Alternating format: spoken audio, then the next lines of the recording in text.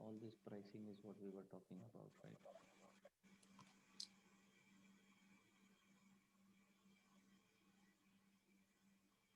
Okay, pricing. I think yes, today we had to do relevant costing, correct? Today we had to do the relevant costing part.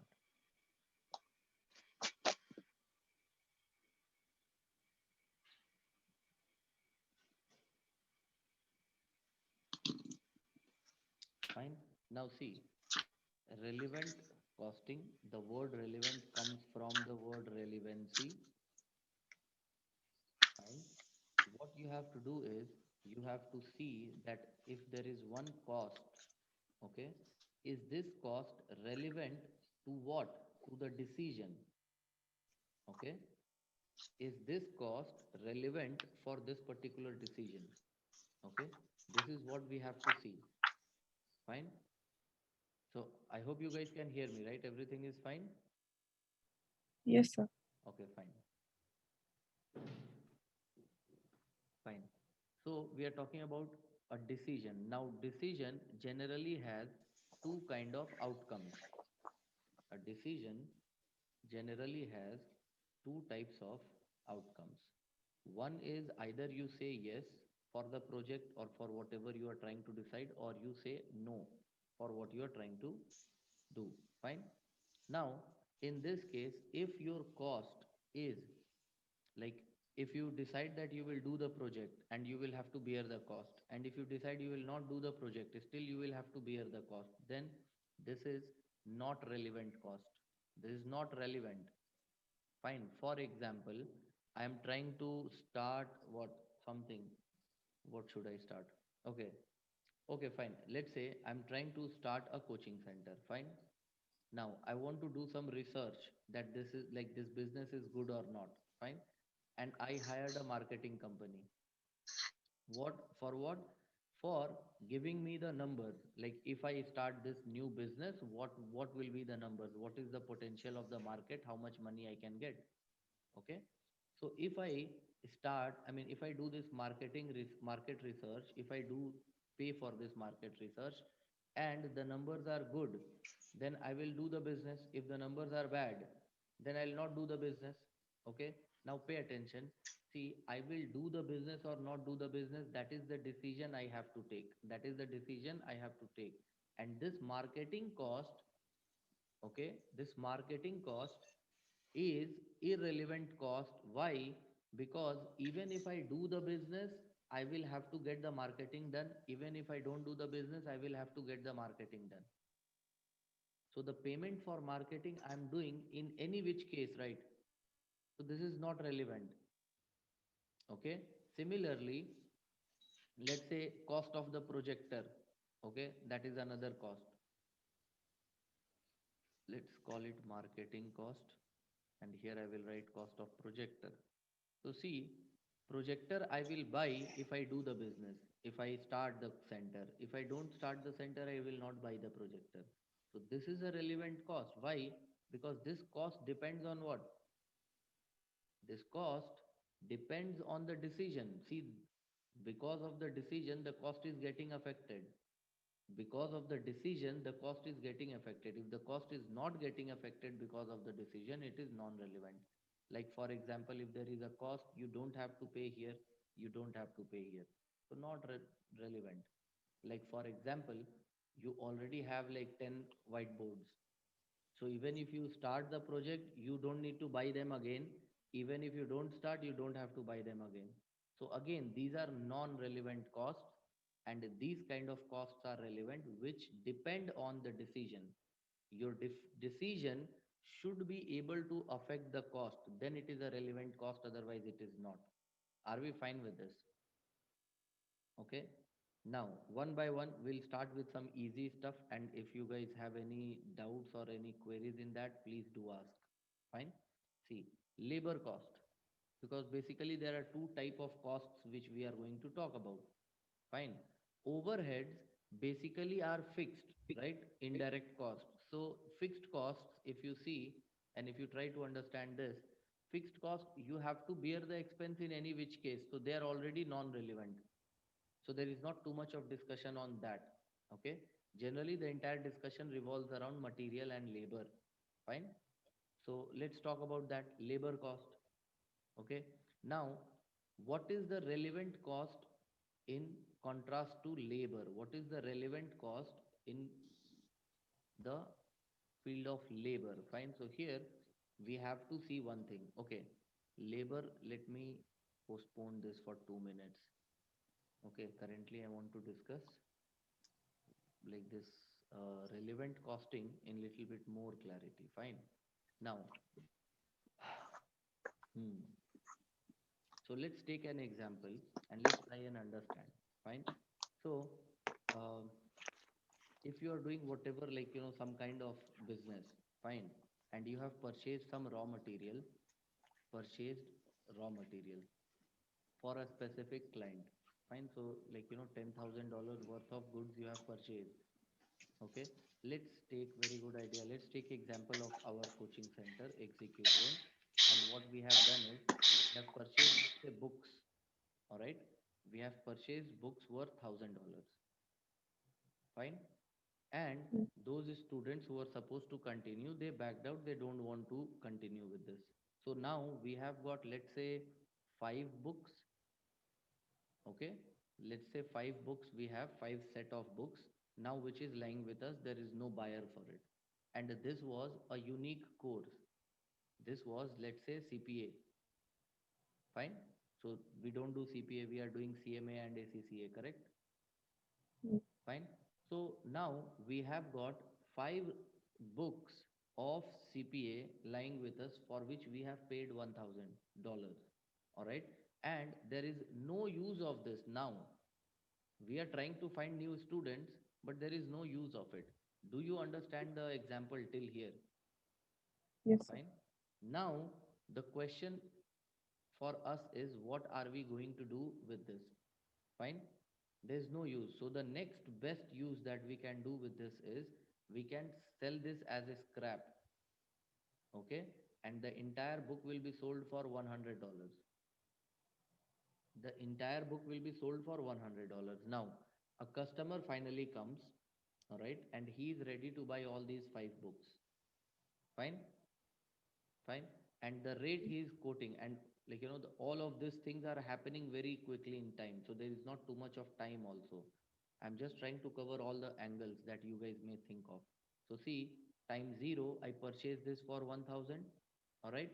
And, like, after 10 days, only 10 days, fine, I got a new guy who is ready to pay only $600 for the book. Only $600 for the book here, after 10 days. Now the question is, what should I do? Should I sell the books to him or not? Anyway, more get scrap so we can sell it. Rap? I couldn't get you clearly. Can you repeat?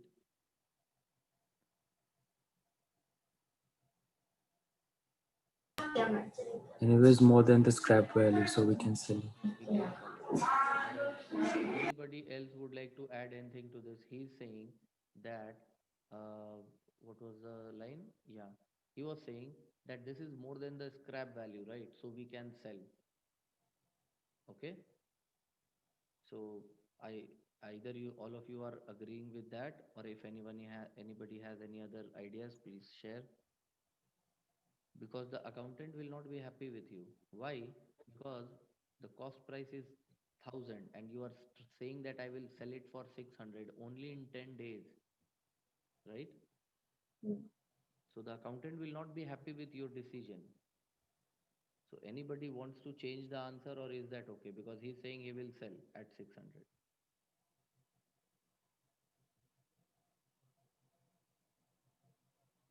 Depreciation. For 10 days, there is no depreciation, Mars, right? 10 days, right? We're talking only about 10 days, so no depreciation. That's why I gave you guys the timeline, so that, like, your mind is not allowed to go anywhere else out of this.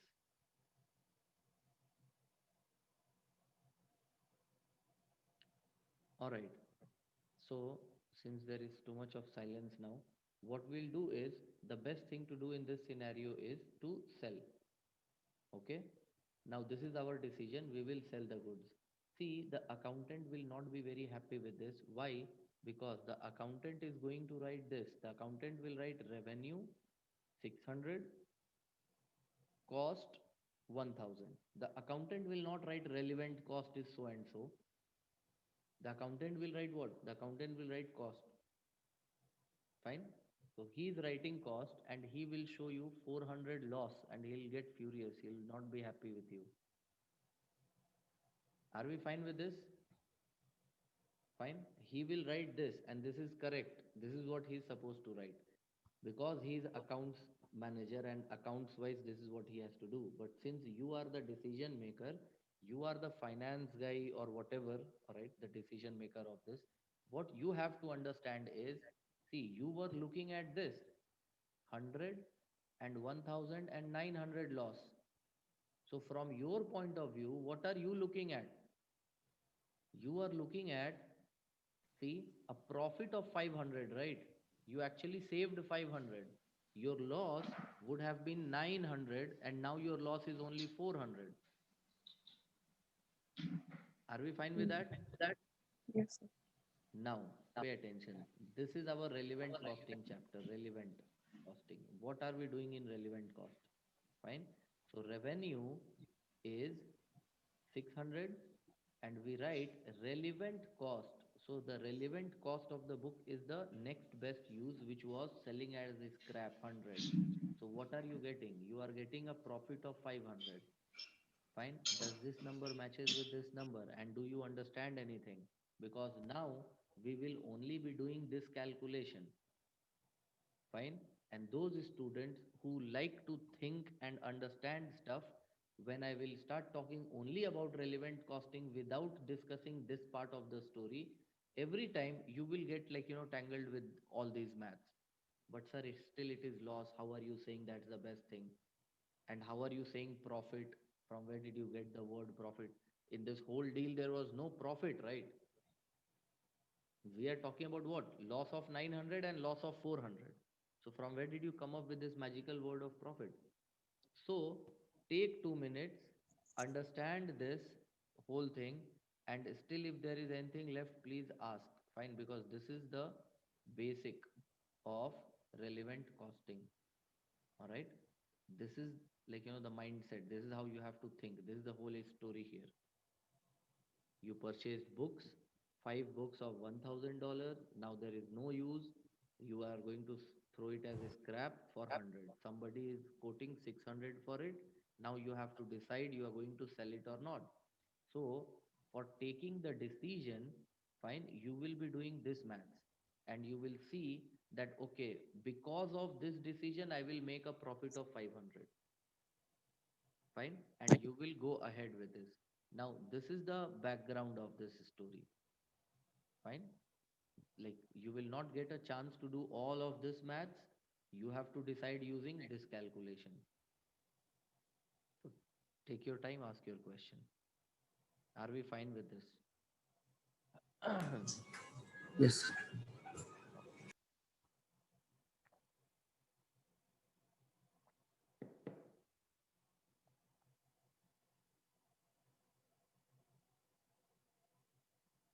Okay, should I move? Yes, sir. Okay. Now, see, pay attention. Now, as I was telling you guys, we are going to move ahead, all right, only with this. Now we will be doing only this calculation. Okay. Okay. So, like, the main idea is that, see, this is good for accounting. All right. This is good for accounting. This is used for decision making. This is used for decision making. Fine. And currently we are doing F5, right? So we are not doing accounting. That is F7. When we'll do, we'll write all that profit loss. And actually, these are two different people. Okay, so the accountant has his own mindset, which he will not let go, whatever happens in the world. Fine. So he has his own rules, debit, credit, golden rules, modern rules. So he will follow that, and we will not ask him to change himself. Okay. Whereas The decision maker, they have to do this. Fine. And if you look closely at this 600 is what? This is the incremental revenue, extra money. Fine. Today, if I agree to this deal, how much more money I will get? You will get 600. Okay. And today, if I agree to this deal, what is my loss? Fine. So whatever money you have paid, this 1000 that you have paid is already gone. Accept it. Fine. Today, what is your loss? So the incremental loss that you are going to bear is this 100. You could have earned 100 on this. You are getting 600 on this. So there is a profit of 500. That is the concept of relevant costing. Now, one by one, we'll start talking about labor and material. How do we calculate the relevant cost for these things? Okay. So now, labor. While calculating the relevant cost for labor, you have to look for two things. Fine. Does the either the company has excess capacity or the company does not have excess capacity? Two things. Fine. So company has excess capacity.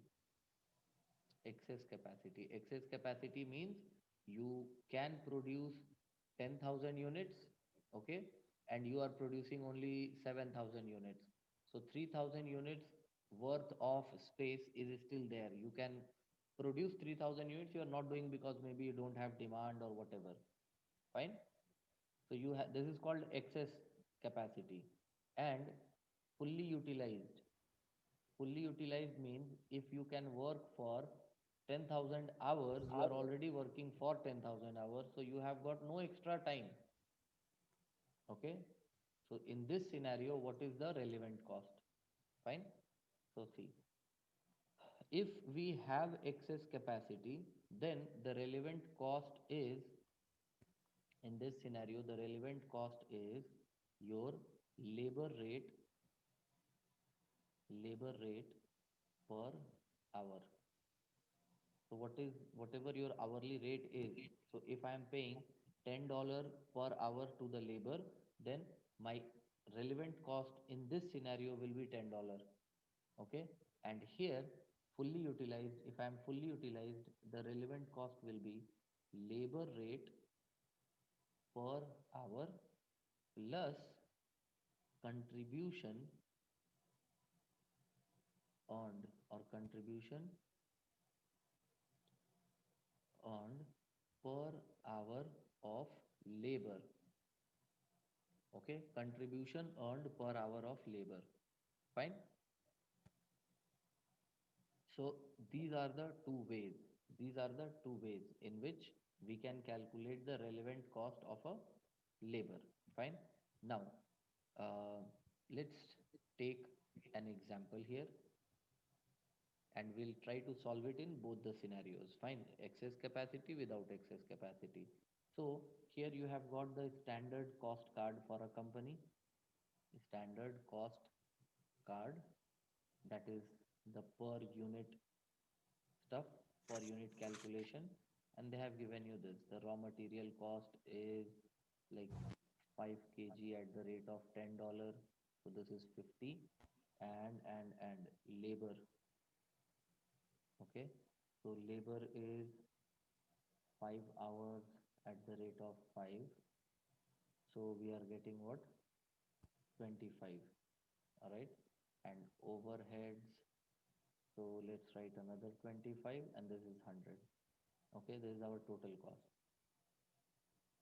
And then this is being sold at 125. So 25 is the profit that we are making. Okay. This is fixed. This overhead is fixed. And here this is called profit. Why it is not aligned? Okay. Little bit up. This is the profit and this is the sales. Obviously these are for per unit, so I don't write per unit here. Are we fine with this format first of all? Do you guys understand this? Material, labor, overhead and profit. Yes. Okay. Yes, sir. Okay. Fine. Fine. So now see extra information. I'm telling you that the capacity of the company, all right, the overall capacity is they have how many labor hours? Hmm. It doesn't matter though because simple thing will work, but okay. Let's say the capacity is 5,000 labor hours. Okay. Point number A, fully utilized, fully utilized. And point number B, you have excess capacity. So have excess capacity means maybe you are using only 4,000 labor hours and 1,000 labor hours are being wasted. Have excess capacity. Fine. In both the cases, what will be the relevant cost of labor? What will be the relevant cost of labor? Fine. Relevant cost of labor. So first, let's just follow this. So labor has excess capacity, then what is the answer? Labor rate per hour, right? So here, fully utilized, no, have excess capacity. So I hope you understand the answer is 5, right?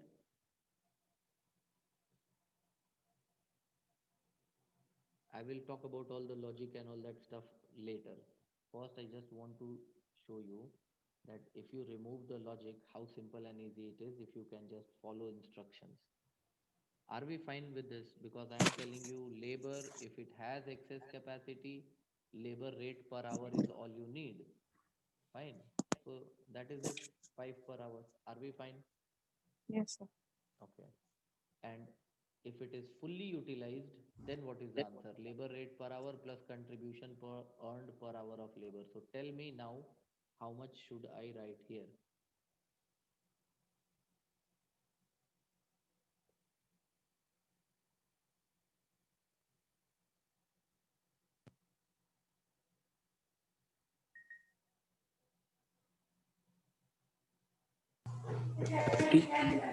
How much? 3030. 30. All right, all right. Anyone else would like to add something? And I want everybody to answer this. All right? No, 10, I guess. 10. Acha, fine. You can change your numbers as many times as you want. So 30, 10. What else?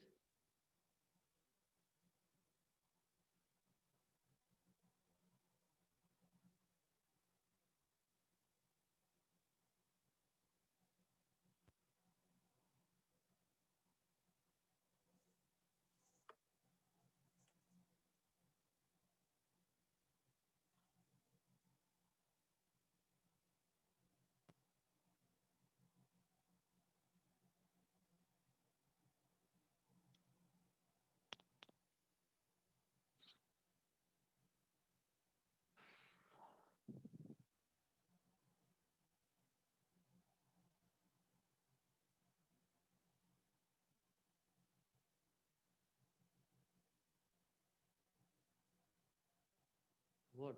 Hello?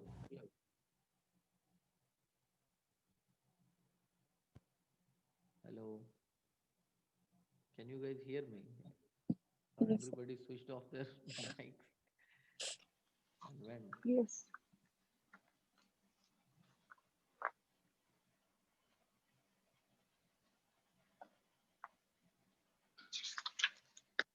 What is the answer? How much you guys are getting?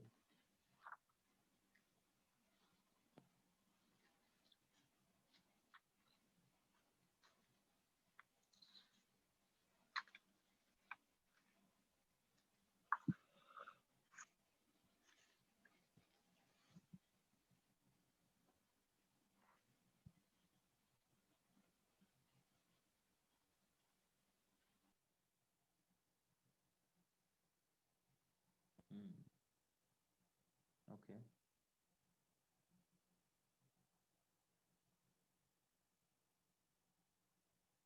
All right. So I don't know what's going on.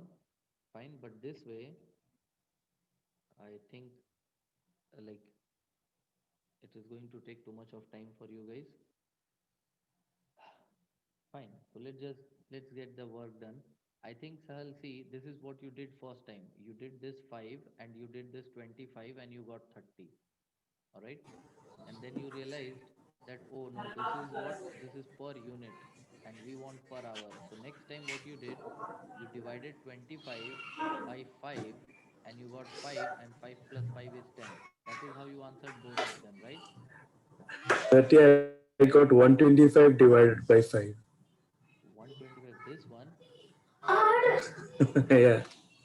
why you are doing that? That will totally fail. Anyways, so no problem. You did some magical maths, but the point is at least you tried.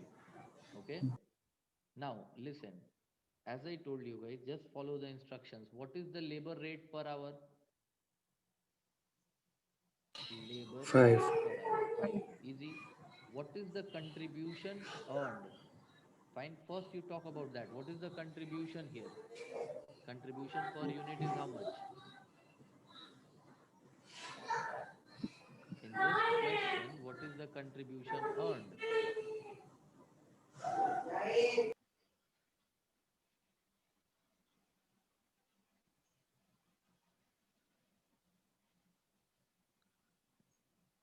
That brings us back to the question, what is contribution? Do you remember the formula for contribution? Because clearly Yes. you don't remember the concept. So maybe you must be remembering the formula. How do we calculate contribution? Sales minus variable cost. Sales minus variable cost. So there is like too much of confusion in this voice, which shouldn't be there. All right, because you are right. I did this last day. Very good. So that is why you remember. And other 35. people did once upon a time, when Britishers were still there in India. So they forgot this. Anyways, contribution is sales minus variable cost. Fine. And see, this is your sales in this question 125. What is the variable cost? Here I have mentioned this is fixed. So these are only the variable costs. 75. So you are left with what? 50. That is what? Contribution per unit. Correct? Do we need Yes. contribution per unit here? We need contribution per hour of labor. Correct? Yes. Yeah. Divide by 5. How many hours you need for making this one unit? This is unit, right? Mm. So you need 5 hours to make this, Yes. 5 hours. So therefore, contribution per hour will be what? $10. 10. So all you have to do is write 10 here and 15 will be your answer. Okay. Are we fine with this? Yes, sir. Yes. Very good. So this is 15 and this is very disheartening, not good, because it doesn't make sense that I will keep on doing chapter after chapter and you will comfortably keep on forgetting things. This is CVP analysis. This is CVP analysis, and looking at this kind of question, still if you guys can't make it, then I'm really scared now. Fine. So now see, I'll give you one more simple example than this, and then we'll move into the next cost, which is material cost. So how to find relevant cost in material. Okay. So pay attention here. In this question, let's say we are providing cleaning services. Cleaning. So there is no material overhead I'm going to put here. Cleaning services. Fine. So the business is like this. We have an office. You call and you tell us what kind of a space it is. It is a factory or it is a house or an office, and what is the area, how many square feet that you want us to clean. And then we'll send our employees. They will go and they will clean the whole space. Okay. That is the business. I hope you guys understood. Yes. Correct? Depending on your requirement, we'll send people. Generally, we charge our selling price, generally we charge $15 per hour per employee. Okay. Is that okay? Is that okay? Mm. Yes. Okay, so Yes, sir. if you want, like, if you call and you give us the requirement, so we'll tell you, see, the thing that you are saying, for that we will have to send 5 employees, and they will have to work for 5 hours in your house to clean everything. Fine. So now we'll do the bill on this basis. Fine. $15 per hour. So for 5 hours, how much? And for 5 employees, how much? So your total bill is going to be around this much, sir. You agree? Yes. Then I will send my people. Are we fine? Right? Yes. Now, Yes. see, this is what we charge and what we are paying, because we are company, right? We have all got this freelancer workers, freelance. All right. So now we are paying them how much? All right. So cost is $10 per hour per employee. Are we fine with that? So we are paying $10. We are paying $10 and we are charging 15 from our client on a general basis. Are we okay with this? Yes, sir. And $5 Yes, per sir. hour per employee, the company is making profit. Fine. Now two scenarios. One where we have we have got two scenarios. One where we have got, let's say, like, 8 employees free, sitting there and staring at your face in the office. They have got no work. All right. And another, like, fully utilized. You are fully utilized. Two scenarios. Okay. Now see, first let's talk about this one.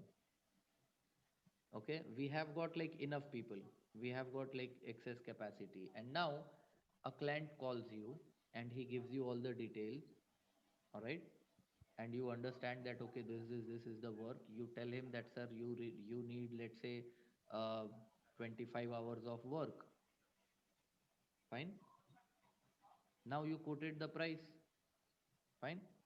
So see, this is how it is. You are telling this client who has called you now, client 1, you are telling him that, say, your work will take 5 hours per employee and 5 employees I will have to send.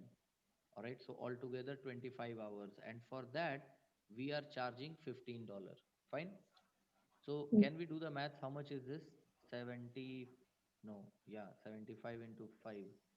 375 is what we are getting. 375. Okay. Yes, sir. So your total bill now is 375. This is what you told to your client. Okay. Now your client is crying that, sorry, I don't have that much of money. Can you guys give me some rebate? I can't pay 15 per hour. Okay. So he's saying, like, Mm. 13. What do you suggest? Because now I have to make a decision. Fine. I will go for this or not. Fine. So tell me, should I take this offer or not? He's saying 13 is the maximum that I can pay. Should I take this offer or not? Why yes and why not? And please be little bit fast. All right, don't take so much of time on these kind of stuff.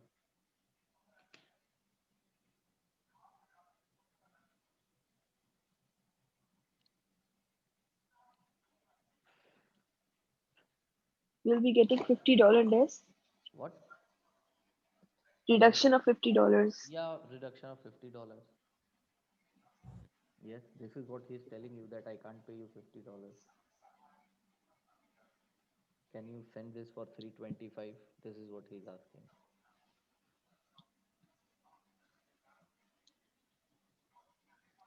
See, don't think for the right answer. All right, because you are not supposed to know the right answer right now. You just tell me the most, like, common sensical answer. Common sense wise, if you are in this situation, if you are working somewhere, I explained the entire business to you. Okay. And this kind of situation arises, what will you do? How will you decide? You can't put your client on hold. The time that you are taking to answer this to me, if your client tells, like, can I pay this, and you are quiet like for 20 minutes, he's trying to understand what's happening. Not good, right? You have to say yes or no. Probably not sell. Probably not. Okay. I think this is Sahel, right? Yeah. You are saying no. Fine. Anyone else? Anything else? This was a good question. And this is not that difficult. I am asking you guys to take your call, and you are taking so much time in this. We will take. Okay, Tahrim, right? Yes. Okay. And what about the other people? So we'll go with this. Yes. What are other people doing? Harsha and Saad is there, Maz is there. So what is your answer for this? What are I you think going to it's do? no. What? No. No, this is Harsha, right? Yes, sir. Okay, no, fine. I'll ask all of you why. But let me just finish this one. Okay, okay. See, the correct answer is yes. Fine. And I don't know, maybe Tarim just like, it was like head or tail. So no was already there, so she thought yes. But fine. I'll give you the benefit of doubt here. Good answer. Now you guys tell me why not? Okay, why not? Why not? Because see, you have got 8 employees who are sitting idle in your office. They are not doing any work. Okay, Yes. fine. That's what I meant. So fine. See, they are not doing any work, and if you don't send them for work, you don't have to pay them. Correct? So basically, if they are sitting there, they are also getting nothing. Okay? And this company is also getting nothing, right? From these people sitting there and looking your face. Correct? If you Yeah. send them for the work, they will at least get $13, means they will get $10 and you will get $3. So what is the problem in that? This is why I said yes. Very good. See, I knew. Fine. What is the like I mean you guys, do you get this? Yes, sir. Yeah. Fine. So why Yeah. not? Fine. And see again, for decision making, the maths is when you are doing the decision making, you are not supposed to do sales minus the traditional cost. You are supposed to do sales minus relevant cost. Relevant. Correct? So sales is 13, relevant cost is 10. How do I know that? We have already discussed all that things here, right? Labor, excess capacity, what is the relevant cost? The labor rate per hour. So anything, if this guy is giving you anything more than $10, it's good for you, right? The company will get something out of it, correct? Yeah. Fine. So that is what you have to do. Instead of doing whatever your normal math says, sales minus cost, you will be saving $3. Again, the accountant may not be happy with this, but we are not doing F7, right? We are not doing accounts. So please come out of that accountant zone. All right. Now we are fully utilized. Okay. We are fully utilized, and the client, like somebody calls you. So there are two type of people. First of all, fully utilized means nobody is here, zero employees. So when you receive a call, I have this work. No, no, we don't have. We don't take work. Get lost. So there is like one this kind of receptionist. Okay, we are not talking about these kind of cases. Normal what happens or what should happen is, okay sir, tell me what is your requirement, where you want, what you want. And again, you did the whole maths and you understood this. The client too, he needs 5 hours of work from 5 employees. Okay, this is the normal.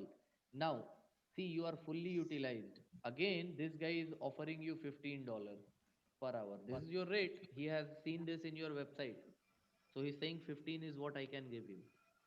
Fine. So the answer here will be no. I can't send my employees, right? At this rate, I cannot send. Why? Because they are already earning that money for me somewhere. Fully utilized, correct? Fully utilized means they're already working somewhere, right? And Yeah. earning this $15 to me. So now you have to give me anything more than this. Forget about less. You have to give me more than this. Because see, here if I do the maths, decision making, all right, not the accounting stuff. Sales 15 and the relevant cost is also, see, if you go back, labor rate plus contribution. So here you can see that, see the labor rate is $5 and the contribution, see contribution per unit is 5 hour, right? $5 per hour. So 5 plus, sorry, 10 plus 5. Why is it 15? So I get 0 out of it, right? Forget about 14. If he says 14, you just like, chase him away from the phone also. Fine. Forget about 14. We can't even do his work at 15 because we don't have labor. If he is offering you 17, then you can think of it. Then what you will do is you will see your list. Where are your employees? Which work you can postpone? All right. Mm. So you will ask them to leave that work, come here and go to this client, go to this client and finish his work first because he is paying $2 more. So in this case, the company will get $7 per hour and the employees will get 10. Fine. So this is Mm. the concept of relevant costing. This is the idea of relevant costing as far as labor is concerned. Are we fine with this? Yes, sir. Yes, sir. Okay. Again, see, try and understand. We are talking about relevant. Fine. So for decision making, now assume all of our laborers are working somewhere where the work is very important. They can't leave it. Okay. And there is one place from where I can call them back, but then there I will have to pay a penalty of $10. If the work is not finished today, I will have to pay a penalty of $10. This is also a relevant cost for me, right? Because see, now it is not about per unit calculation. You do the full maths. How much money is this guy going to give you if you make this 17, right? So for 17, how much money he will give you? Do the maths. 25 into 17, what do we get? 425, I think. Yeah, 425. Okay, good. So 425, fine. This is the amount of money we are going to get from this guy at the rate of 17. What is our relevant cost? See, the normal relevant cost is 15 per hour, right? Mm. Normal. Okay. So Yes. 15 into 25. 15 into 25, I think that will be 375. 375. Fine. Yes. So basically, the idea here is I will have to call my labor from somewhere. So they will leave someone work and there they were getting 375. So if you are giving me anything more than 375, then I will agree. And then I will deduct 10 also as cost because I have to pay penalty there from where they Mm. are coming. Now, does it make sense? Is it still profitable? Yes. Then call them there. I will do his work. We are talking about decision making. What the accountant will do, forget about that. The decision, are you going to take his work or not? If he is offering 17, fine. So are we getting, I mean, 385, right? So we'll be getting what? How much? 40. 40. So 40 is benefit, right? So whatever money I was making, fine. Now I'm going to get $40 more than that. I'm very happy. I'll go ahead with this. Okay, fine. See, Yes. little bit more post-mortem, right? Little bit more interrogation in this one. So the story is something like this, that 15 employees were working somewhere. No, not 15, right? One second. How many employees? See, these 5 hours and 5 5. employees. 5 hours and 5 employees, right? So 5 employees, if they are working for 5 hours and for every hour they used to bring for me $5, right? That was their contribution. Correct. So because of this I was getting $125 from them, right? I am already getting 125 because of this 5 employees. Correct. Now if you want me to bring them from there and send somewhere else, you have to give me something more than this. This I am already getting, right? So now see what is happening. For the same 5 employees, And for 5 hours, this guy is giving me $2 more. He's saying I will give you 17. How much is the benefit? Do the maths. How much is the benefit here that I am getting now? 25 into 50. 2, $50, right? This is the extra benefit this guy is ready to give me, correct? This is the Mm. extra benefit this guy is ready to give me, correct? And because of Yes. that, I will have to pay penalty $10. So what is my net benefit? Apart from this 125, what is my net benefit? $40 more. 40. That is what you are getting here. Yes. Okay. What will the accountant do? Fine. So see, currently you are already getting 125 plus 40. So now your profit is 165, right? Your accountant will show 165. How? See, he will write this. He will write revenue, 5 employees, no, yeah, 5 employees, 5 hours to be charged at 17. So that is 425 is what we are getting as revenue. Then he will write labor cost. He is doing his maths, accountant, right? So he is writing labor cost, 5 employee for 5 hours, and if I pay them $10 each. Okay, so how much money I will be paying them? 25 into 10, 250. And then the penalty, I will be paying a penalty of 10. Do the maths, you should get 165 and tell me.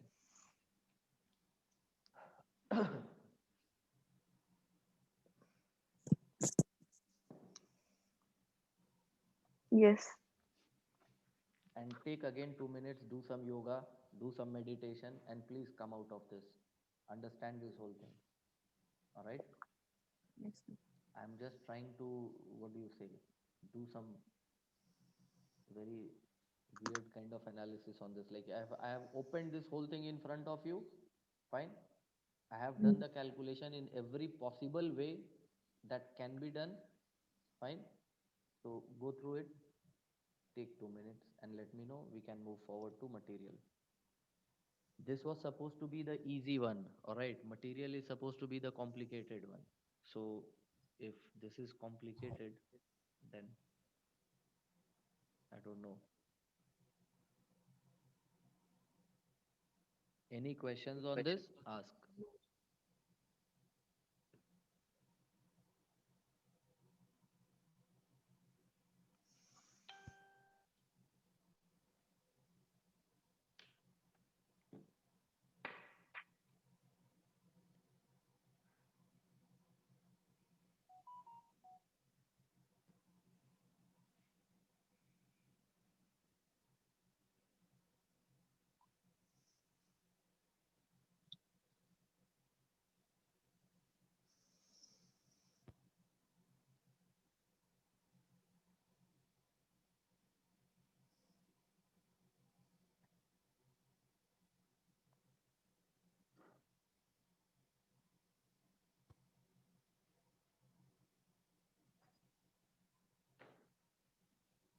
Okay.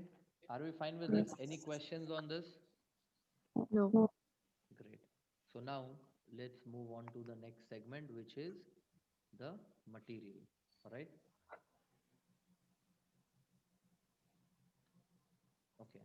So now we are going to talk about material. Now, see, material can be of two types. Fine. And again, the story here is what? Like, what kind of question they are going to give you? Fine. See, simple. Um, let's say you have started a business, all right, and you have to do some maths and see what profit and loss is going to happen. You don't have anything with you, nothing. You don't have any stock, and somebody comes and tells you, I want like 10 chairs. So how much money do I need to pay and all that stuff? Fine. Now, what do you need to do? You need to do your maths and see that how much money you can quote him, or then see what he is telling you, how much money he will pay. Is it profitable or not? Then you will tell him that I will take the offer or I will not take the offer. Correct? Okay.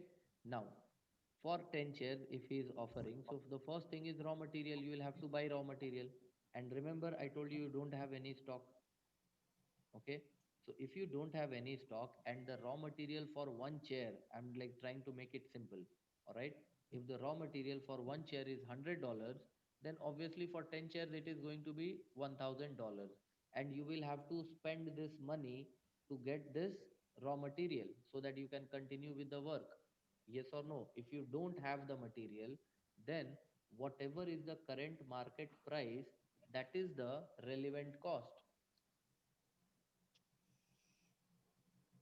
Are we fine with that?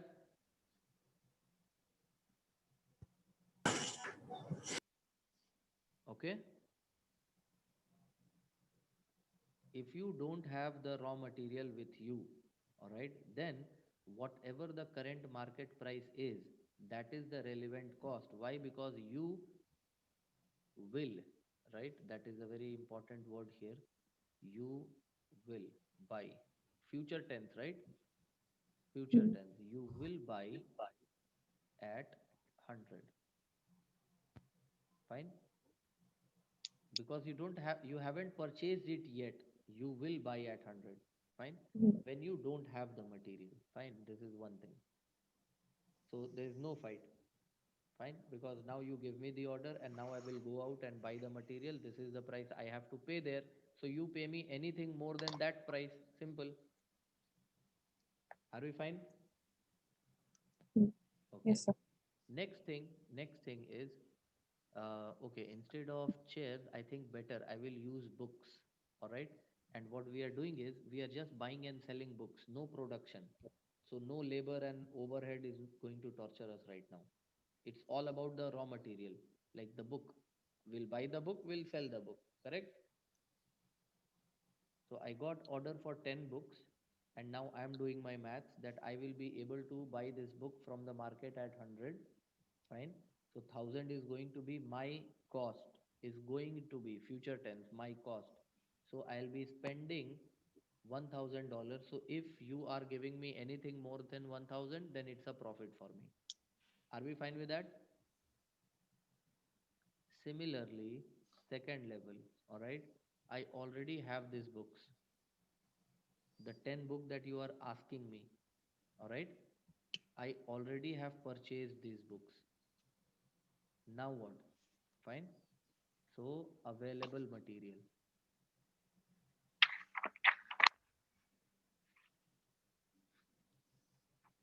Now what? Now see, there are many possibilities here. There are many possibilities here. If I already have the material with me, then pay attention. I have paid the money in the past. Today today if somebody is asking me for the book, because we did the question just right now, all right, where I had the CPA book, fine, and somebody came to buy it. So how did I do the maths and how I took the decision? Fine. So that is the thing. See, there are two basic differences here. Two things. One is the raw material normal for the business? Like, is it a normal raw material? Normal raw material means used for everyday sales. That is, like, for example, in ACC, in Execute Train, if we buy ACCA books, all right, so no problem, because if you will not buy the book, then we will be able to sell it to someone else. Do you get it? Because that is our normal business. But in Execute Train, if we are buying books on some, like, some weird kind of course, CPA, CFA, fine, then people, like, we are not known or well renowned for CFA and CPA. So if anybody wants to buy the book, we will be the last one he will give a call to. Fine. Nobody will ever call for buying the book, because generally we get calls for ACCA books. People call us. Fine. Mhm. That we don't want to, like, we don't want the class, just, the book. Correct. But for Mhm. CPA and CFA, we will not get these calls because we are not known for it. All right. So again, the available material is of normal use. Okay, normal use means used in everyday sales, or is an abnormal product. And abnormal. And please don't get serious with this. I hope you understand what I mean by abnormal. All right. I think I Mhm. should write unique better. Good word. Unique. Unique product. Okay. Now, if Mhm. it is a normal use, right, that simply means what? You are asking for 10 books. I have these 10 books with me, but if I sell these 10 books to you, again I will have to go out in the market and buy new one because it is normal. Every day I am using this book. Do you understand this? See, today time 0, or let's make this here time 0 and this is past. So let's say 2 months back, minus 2 months, I purchased books, fine, and the rate was here $20. Okay, now today the price in the market is 25.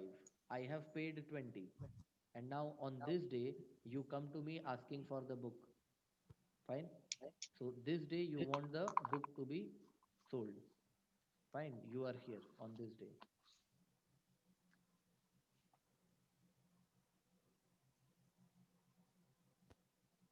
Now, what should be the price that I'll quote you? Like, what is the minimum? If you are ready to pay 22, should I take this offer? Because see, there is a profit. There is a profit.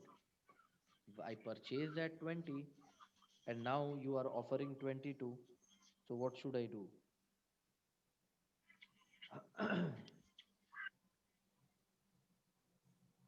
See, the problem here is that if I sell the book to you at 22, the accountant maybe he will be happy and he will write $2 profit.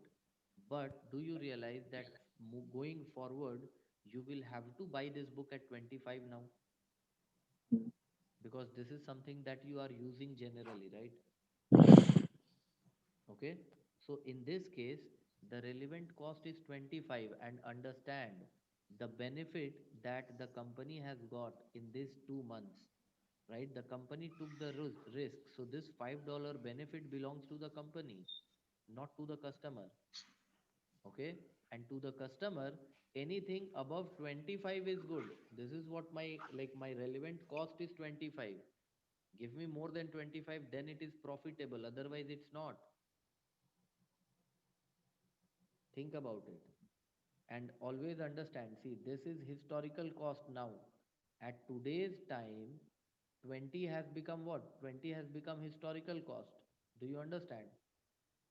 Because I paid it 2 months back. So, that cannot be relevant cost, cannot be a cost that you have already incurred in the past. It has to be something in the future or today's value. Like in this case, this current market price will be the relevant cost. Fine. Remember, this is a normal use. Okay. Are we fine with this? Yes. Okay. So even if there was $2 profit that we could see here, but we will not write it. And to the client, we will quote 25 because that is the current market price. And this $5 profit belongs to me. Why will I share it with you? Fine. If the price would have gone down, right, from 20, if the current market price became 15, right? So will you still buy at 22 saying that no, no, you purchased at 20? Now you will start bargaining at 15, right? Because that is the current market price, correct? So that is why whatever profit or loss is happening because of the passage of time, that belongs to the company itself. Fine. Now here also normal use. Now the problem is with the unique product, because when it is a unique product, then in our example, that CPA book was a unique product. Fine. Then what can you do with this? What are the options you have got? You can resell it, fine. You can resell it. You can scrap, throw it, all right, scrap, fine. Or you can, what is that called? Substitute it for some other product. Substitute. These are the three options that you have got. And think about it if there is a fourth one. Fine. So by mistake, you have purchased something that you don't use in your general, normal stuff. It is somewhat similar to let's say you have a shop where you are selling some things. All right. One of your client came and he asked you for a specific stuff, and he told you, why don't you buy this for me? Fine. You bring it. I will buy it from you. Because of that, you went and you purchased that unique product. That is not something that you normally sell in your shop. Fine. This guy asked and you purchased, and now this guy is gone, lost. He is not coming to your shop. Fine. So now you are stuck with that material which he asked you to purchase, and that is not normal. So, like in normal course of business, you will not find people coming and asking you, all right, for that material because they think you don't sell it. Are we okay and fine till here?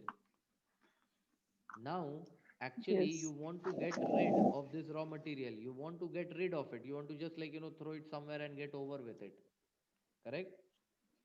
So, if you have got something like this, these are the three things that you can do with it. Fine. Either you can try to resell it as a second hand stuff, okay, or you will scrap it finally. If you'll get too much tortured with it, you will throw it. Or the third thing is you can substitute it, like for example, all right, don't take this too seriously. For example, let's say if there is a book of CPA that I have, all right, but by adding something and deleting something in this, by doing some plus minus, I can make it usable for CMA. And CMA is what we are doing normally. Fine. So now what happens for CMA? I'm selling the book as 1000. I will have to sell this one at, let's say, 500, and I'll have to convince this guy, student, that don't worry, this is the same thing, same material, same, like this is also US, this is also US. Fine, it's almost the same, so don't worry. Obviously, I'll have to give him some discount, then only he'll buy. If I ask him to buy at 1000, he will say, why not? I will buy my CMA book, right? Why will I buy your CPA with all this plus minus? Correct? So, point is, this CPA book which I was getting stuck with, I can sell this CPA book, fine, as a substitute of some other book to a student of mine, and I will be able to get some money out of it, 500. So fine, that is the, like, that is the second best value, that is the relevant cost. Fine. See, here you will get some money, here you will get some money, or maybe no money. In substitute, you will be able to save some money. Fine, you will be able to save some money. That is the idea. Fine. Generally, we buy book and give to our CMA students, right? Now, what we are going to do is we are going to give them CPA book. Like one of the student, I'll give him the CPA book with too much of adjustment. So that way, I will not have to buy the CMA book for him. Okay. Now, whatever is the cost of the CMA book, that is the relevant cost here. Okay. So these are the three, and what we have to do is relevant cost will be the highest of all of this. If all of these are given, then you have to find the highest one. All right. Like for example, if you can resell your raw material, which is unique product, if you can resell it for 500, you can scrap it for you for 100, just like a scrap, throw it. Fine. Or let's say maybe zero also. Fine. Now, see which one will you do? Forget about substitute. Obviously, you will resell. Correct? And if you can substitute it for a product which will cost you 600, so instead of spending this $600, you can use this material that you have. So obviously 600 will become your relevant cost. Are we fine with this?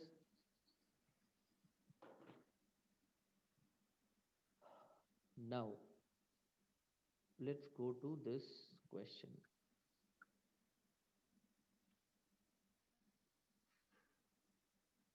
Hmm.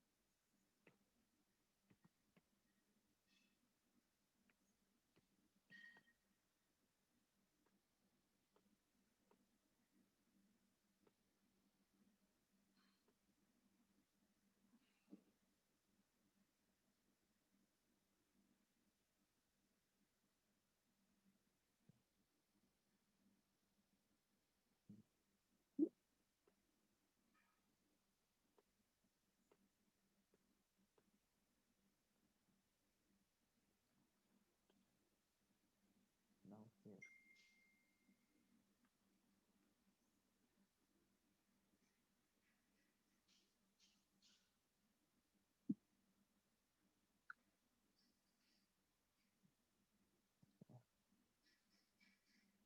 Now see, this is a question. I want you guys to go through this. Take 2 minutes. Okay, this is the question. And make some notes. Fine, because A, B, C, D, there are four raw materials and all of them have got different stories. Right? This is a very good question for practicing material. Fine. Give me 2 minutes.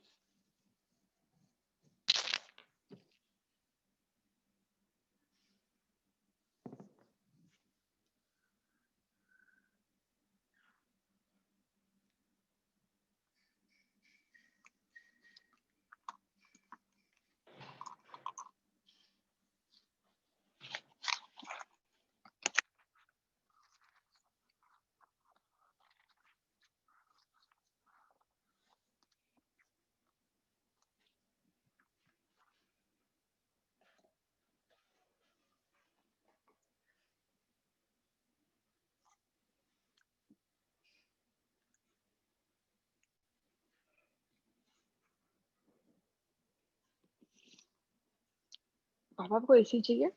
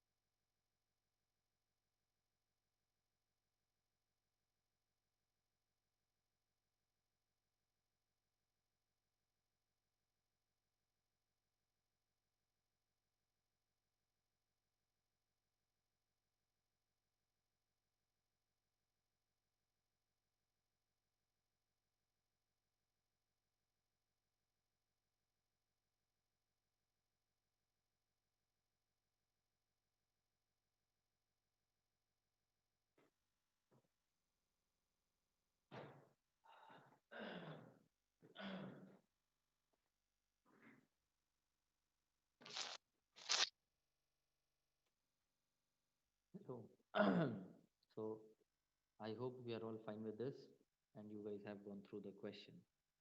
Now, O'Reilly has been approved. Fine. So see, we'll have to do this one by one. Okay. Can I copy this? Okay. Okay. So let's take this from here.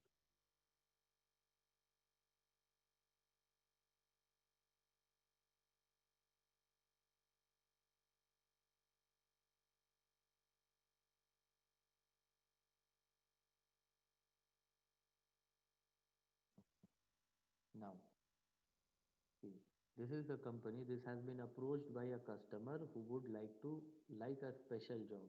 Fine. And he is willing to pay 22,000 for it. Okay. Now the job would require the following materials. For this work, we need all these materials. Requirement is 1000, you have 0. Requirement is 1000 units and you have got 0 inventory. So you don't have anything. You will have to buy the entire 1000 at the current market price 6. So the price will be what? $6,000. Okay. The price will be $6,000. On the other hand, B, they are saying 1000 units required, you have got only 600. So if you have only 600, what about the remaining 400? You will have to buy the remaining 400 at the current market price. So for B, 400 into 5 plus. Now whatever we are going to do with this 600, all right? We already have 600. So let's see. Material B is used regularly by the company. Means this is normal product, right? And see, they are so beautiful people. They have written it. And if units B are required for this job, they would need to be replaced to meet the other production demand. So they are saying if you are using this 600 for this project, for other project you will have to buy. All right. So that means even if I have 600, all right, I will be using not because see I have purchased at $2, but now the price is 5, correct? And if I give this 600 units to you, I will have to buy new units anyways. So here also the price will remain 5 and this will be 600 into 5 only. So altogether this will be 5,000. Alright, product A gone, product B gone. Now let's talk about C. For C, what is happening? So they're saying C and D are inventory as a result of previous overbuying, right? Overbuying. They have restricted use, means this is not normal product, right? This is not normal. This is not a product that we need in normal business. Now, no other use could be found for C. So for C, there is no other use. Fine. But with units of material D, we could do something. So fine, I will talk about later. For C, what is the story? No use. Fine. So look at this. 1000 units we want, 700 units we already have. So again, 300 you will have to buy from the market. Fine. So 300 into 4 is okay. Plus the remaining 700. What are you going to do with the 700? So you have to find the relevant cost. Now, see, these 700 units, if you don't use in this project, what will you do with this? You can see you had purchased at $3, which doesn't make sense now. Okay, you can resell it at 2.5. So the next best use was what? Resell it, because there is no other use, right? There is no other use they have mentioned here. So if there is no other use, the next thing that I can do is I can sell it, right? So 2.5 is the price. Anything above this price is good for me, correct? Do the maths and see what you get. 1200 and this will be what? 14 and 350, 1750. 1750 and 12. I think 2950. Check. Do the Yes, sir. math. This is correct. Fine? Yeah. Okay. Now let's talk about D, product D. What are they saying here? They are saying 200 units is what you need and you have 200 units. Fine. Generally, what we would have done is we would have taken this price, right? Realizable value. Fine. So 200 into 6 is what? 1200. Fine. So keep this in mind. Or let's write it here. 1200 is the resale value. If I sell it, I will get 1200. They are saying materials of unit D, material D could be used in another job as a substitute for 300 units of material E. So instead of using 300 units of E, you can use 200 units of D. Fine. Which currently cost $5 per unit. So 5 into 300 is how much? 1500. Correct? So see, the thing is like this. You have got 200 units of material D. if you use it as substitute, you will be able to save $1,500 of the company. If you resell it, you will be able to earn 1,200. Which one will you choose? You will resell it or you will reuse it as a substitute. Fine. Whichever is higher, that means 1,500. That is your relevant cost for this 200 units. Means if you want to buy, forget about the whole story. If you want to buy 200 units, you will have to pay anything more than 1,500. Forget about at what price I have purchased. 200 into 9 is what? 1,800, right? Mm. But now I will not look at this because see, this unit is a problem for me. This is not a normal stuff for me, normal stock. Okay. So even if I have purchased at 1,800, if you give me anything more than 15, it's good. Okay. If you say no, I will give you 1,400. So see, does it make sense that I have something, I will give it to you at 1,400 and I will have to buy something at 1,500 to replace that? Doesn't make sense, right? See, what I'm trying to say is, like, this is like product A, one thing. Fine. I had purchased this once upon a time. The historical cost is 1,000. Fine. Now you are saying, give this to me at 1,300. Okay. And I can give this to you at 1,300. Obviously, accountant will make 300 profit. But logically, does it sets well that I will give this to you at 13 and I will again buy this at 14? Does this make sense? I am making a loss of 100 right there only, right? So forget about what the accountant is going to write. Fine, we are talking about decision making. So I have purchased at 100,000.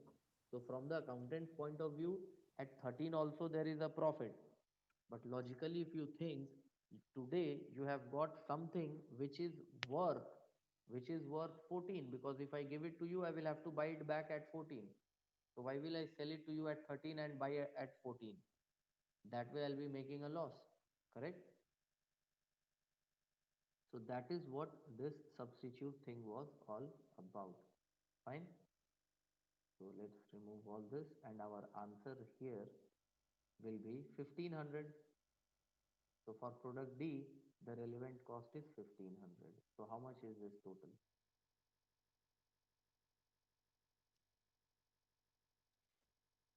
Hello. Yes, sir. How much is the Yes. total cost? How much?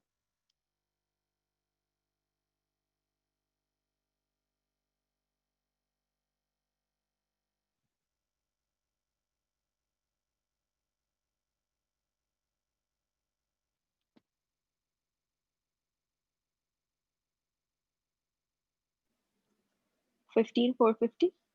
15,450, right? And this guy is offering how much? 22,000 for the job. So assuming that there is no other cost, fine, we will accept. Though anyways, they didn't ask you, you are going to accept or reject. Okay, they didn't ask you all that. Just calculate the total cost. So fine, 15,450 is our cost. Are we fine? Okay till here? Okay. Yes, sir. Because I want to show a maths to you, which is like, not relevant costing, the normal costing. See, these are the requirements and this is the today's market price. Okay. Mm. So if you just do the normal maths, this into 6 will give you 6,000, this into 5 will give you 5,000, this will give you 4,000 and this will give you 1,800. Fine. So this is the normal today's price. We can do this maths also, but there is a problem with this math. If you want to charge your client this much, like, whatever is this, do this maths and tell me, give me the answer of this first. 17,800. Fine. 16,800. Okay. So two numbers, 15,450 and 16,800. This is our relevant cost. Okay. And this is our current market price of all the raw materials. Agreed? Yes, sir. Now, pay attention. If the client is telling you, I can give you 16,000. for this material. Fine. I can give you 16,000. So if you follow this method, you will say, no, I don't want to sell it to you. Right? But if you look at this point, you will say, yes, fine, I can sell this to you, right? Because I'm still making a profit of 550. Right? Mm. Hello. Yes, sir. And this is the Yes, sir. correct way. This is the correct way of doing this. Why? Because remember, you are stuck with all these things, right? Like, this C and D. There's no Mm. other use for it. Okay. So this 4,800, like 4,000 and 1,800, 5,800 is actually a sunk money. It's already gone, right? This method is giving you, like, this guy is giving you an opportunity to revive all that, to use all that, to, like, sell it off and get over with this problem. Okay, that is the basic idea behind the relevant costing system. All right.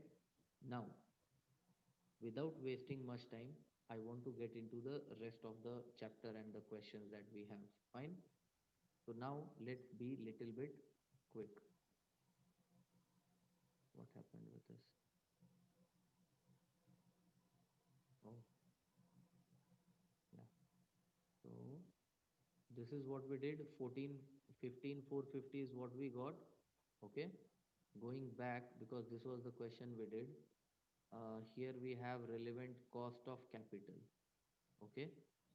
So let's see, what do we have here? For example, okay, we'll have a better example, I think, later on. This is like too much of writing, and they have solved the question and the answer all together. Okay. So see, this one is good. Machine user cost. This one is good.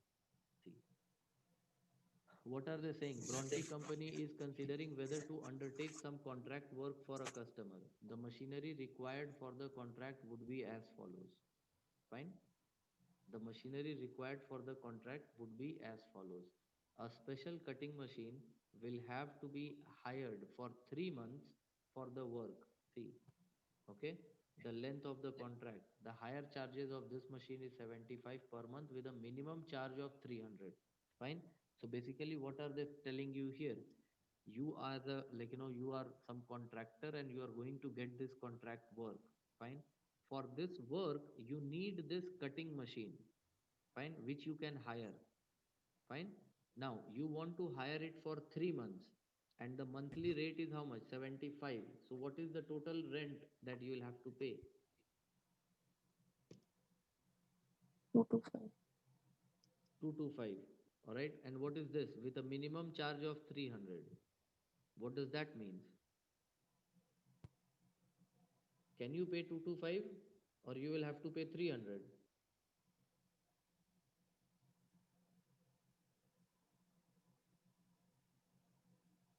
Hello? 300. 300. And this is again kind of language they use, but anyways, 300 is our cost, and this is a relevant cost, because if I Mm. don't take this contract, I don't have to pay this 300. Yes or no? Yeah. Fine. So the first relevant cost that we got was 300. Let's look into the other one. Now, all other machinery required in the production for the contract has already been purchased. We already have all of that. The monthly hire purchase payment for them is 500. Now, what do you mean by hire purchase? Do you understand what is hire purchase? Because see, if you don't understand, I will just give you a simple like overview, and you will pretend as if you understood, but you will not. Fine. Hire purchase terms, right? What is a hire purchase? See, when you buy things on installment, what happens? Today you will buy, okay, and then you will pay installments, okay. So you are the owner of the asset. You are the owner of the asset on day zero, the day when you buy. Fine. Now, after that, like, let's say after third installment, you can't pay. You can't pay. You are not paying. You are doing defaults. Fine. The company cannot come and claim the asset. They will have to go to the court, and you will go to the court for the remaining payment. So there is a Legal case against what? For what? For loan. You have taken loan and not paying the money. That is the case on you. Are we fine with this? Hire purchase is an agreement to save the lender, all right, the guy who is giving you the money, all right. Time zero, when you want to buy, what they do is they will give you the installments, and they will tell you that this installment is what? Higher charges, means you have rented the asset, okay, and you are paying what? Higher charges. Now at the last, when you pay the last higher charge, when you pay the last rent, you will become the owner here. The asset will be transferred in your name. So see, mathematically there is no problem. Let's say if you have to pay $1,000 10 times, here also you are paying $1,000 10 times. Fine. The only difference is, in this arrangement, when you make the first payment, you became the owner. In this arrangement, higher payment, higher purchases, you become the owner when you make the last purchase, last payment. So what is the difference then? See, after three installments, if you cannot pay, then the owner of the asset will come and he will take the asset from you, because you have rented the asset, right? And if you are not paying the rent, he has every right to confiscate his asset. So he will take his asset, and now you will start running to the court that no, no, I was going to pay, he didn't listen to me, because you have already paid three installments, correct? This is called hire purchase system, kind of installment payment system only. The only difference is, or the main difference is, in installment, you become the owner of the asset on the very first day. In hire purchase, you become the owner of the asset on the last payment. All right. And now, when you are paying installments, fine, installments have two things. Installment have two things. It has some part of capital repayment, and it has some part of interest. Fine. So all of these are added and paid back. Fine. Now look at the language. They are saying the monthly hire purchase payment is 500. Fine. Now pay attention. If you don't get the contract, do you need to pay this 500? Yes or no? Answer. If you don't agree to the contract, can you avoid this payment? No. If no, if your answer is no, which is by the way correct answer, but if the answer is no, then come back here, decision. Okay? If you decide that you do the project, then also you don't have to pay. Sorry, you will have to pay. Okay? And if you decide that I don't want to do the project, then also you will have to pay. Because you have already purchased the assets, you have already signed the contract, like the agreement contract with the guy from whom you are buying, not this contract. So you do the contract or you don't do the contract, in any case you have to pay the installment, right? Okay, go back and read this line. All machine required in production has already been purchased by organization on hire purchase terms. So you have already agreed, correct? The monthly hire purchase of the machine is 500, out of which 450 is capital, 50 is interest. This is all for, like, to make a fool out of you. Whatever it is, see, this is not relevant to the project, to the contract. This is relevant to any other stuff, but not to the contract. Because if I say yes, then also I'll be paying 500. If I say no to the contract, then also I'll be paying 500, because this contract is another contract, hire purchase. Fine. The last hire payment will be made 2 months, and the cash price of the machine 9,000. Now all of this is useless stuff. Finally, they are saying it is being depreciated on a straight line basis at the rate of 200 per month. Okay. And now, however, it still has a useful life in another 36 months. So all of this story is useless. The machinery is highly specialized and is unlikely to be required for other jobs over the period during which the contract work would be carried out. Fine.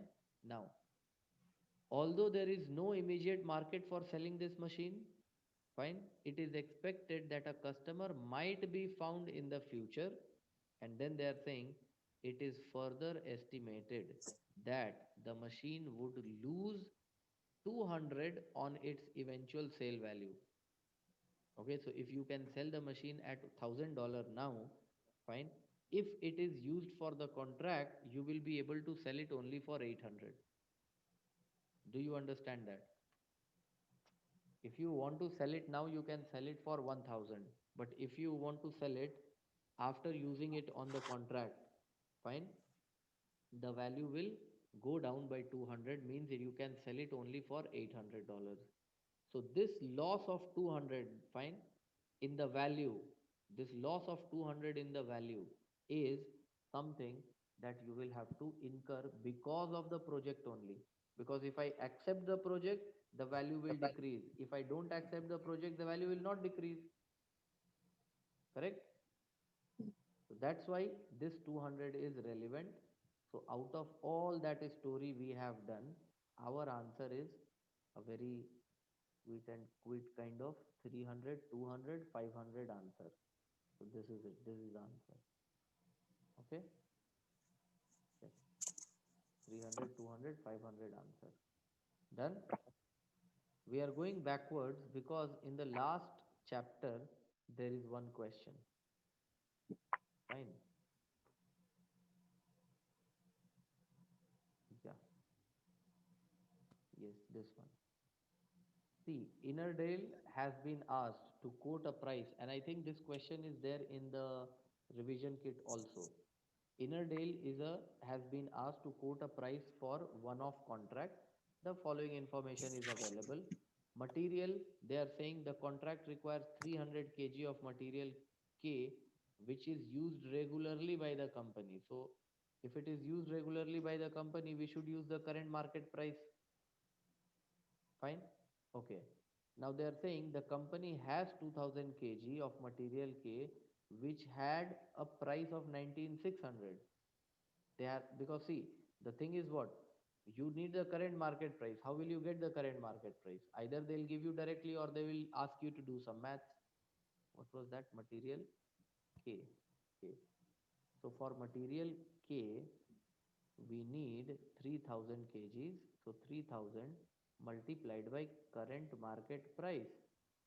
Now for this current market price, they have given you whole lot of maths.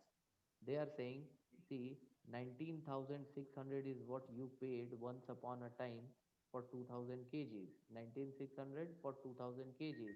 And they are saying, since then, the price has increased by 5%. Fine. So see, if I do this, I will get per kg rate and then multiply by 1.05. Now this is the current market price. Fine. And multiply that by 3000 kg. So what do you get? Do the maths. Tell me. What should I write here?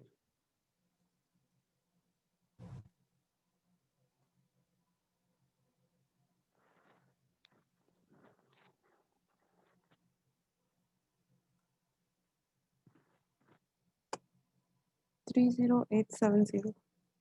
So we are getting 30870.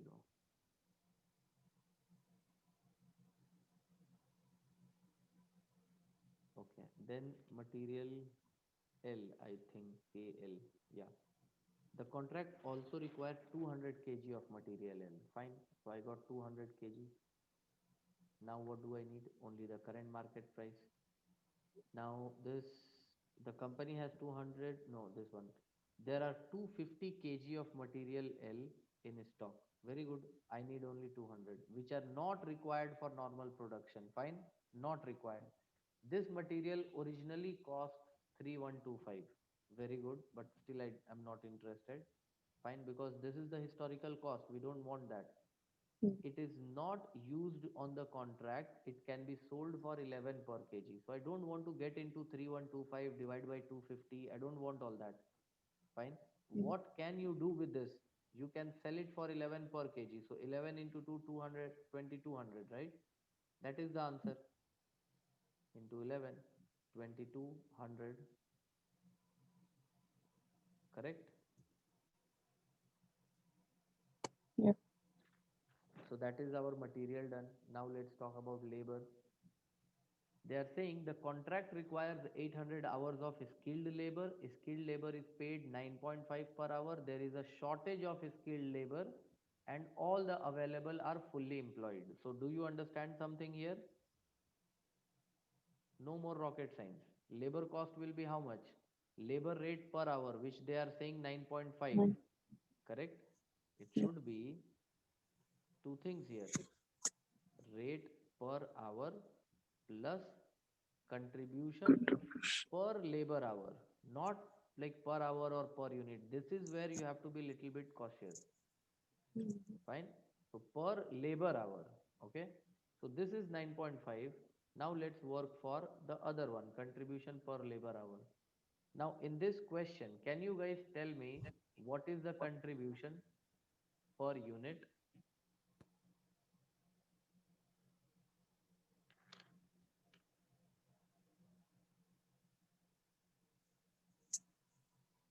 What is the contribution per unit?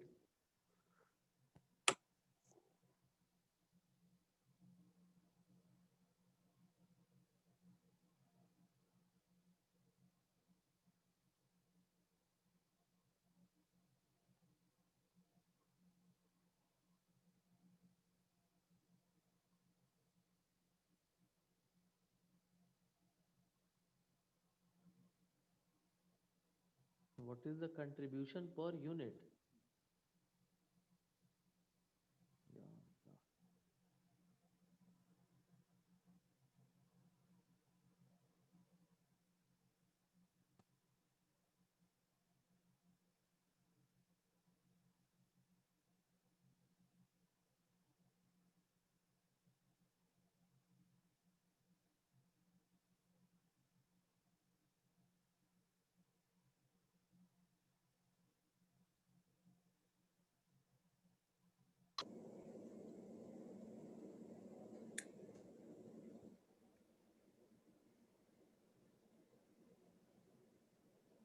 $18.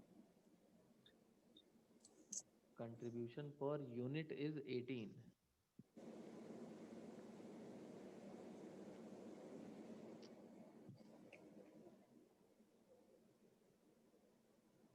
Okay, till now I have got only one answer, 18. Contribution per unit.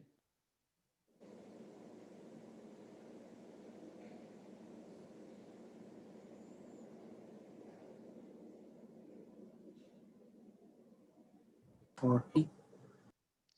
40 is the right answer. It's already given there. I'm asking contribution per unit. And this is not a trick question. I asked it like 3, 4 times loud and clear, per unit, per unit. Fine. It's already given. Contribution per unit is 40. What do we want? We want contribution per labor hour.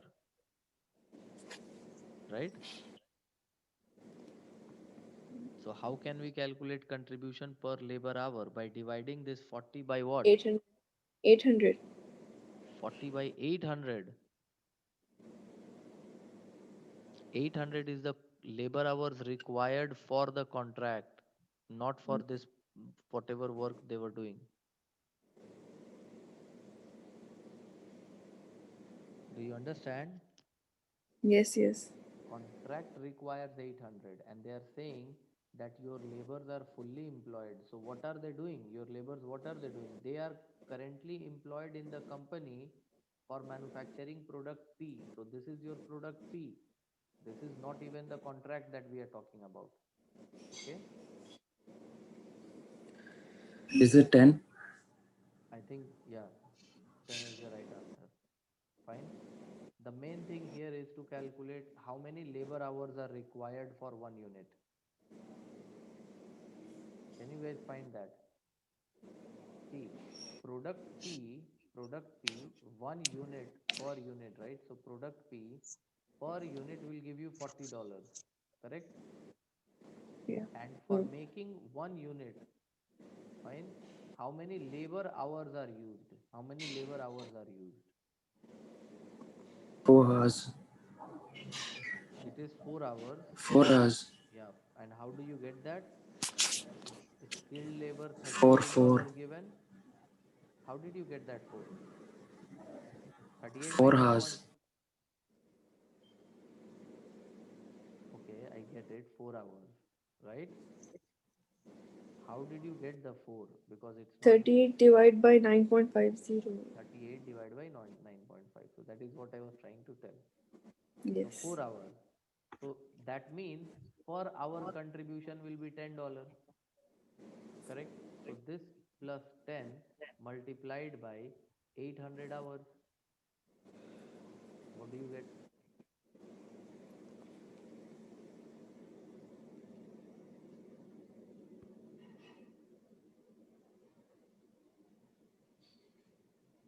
15,600.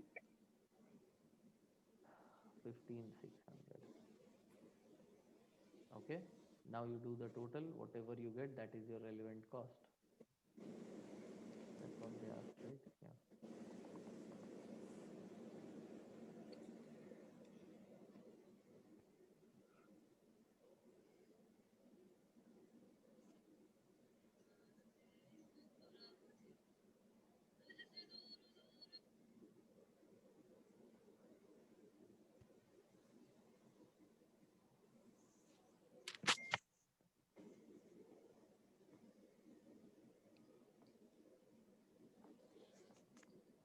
How much are we getting? Is this or something else? 4867. 670. 670. 48,670. Okay. Yeah. So that should be our answer, 48,670. Okay, here 48,670. Are we fine with this? Yes. Yeah. Fine.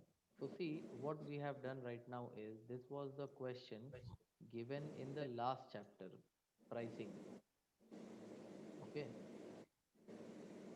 in the last chapter, pricing. So what we have done is today we have finished this part C.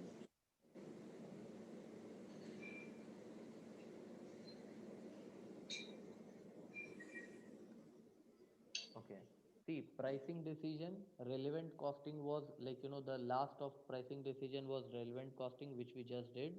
And short-term decisions, the starting point is relevant costing. Mm. So now we are in chapter number 8 already, where we have already solved out few of the questions. Mm. Okay. So next class onwards, we'll get into the short-term decision because there are other decisions which we have to take. In this short-term decision, they will talk about make or buy. Remember, in limiting factor, we had done that make or buy decision. Mm. Fine. So same thing again. So one of that is again in short-term decisions. Okay. So anyways, there are few types of short-term decisions that we have to do. So we'll talk about all of that. As I told you, chapter number 8 and 9 are big chapters. Fine. It will take some time. And then part D and E will be very easy for us. Okay. Mm. That is it for today. Thank you so If it will take. Thank you.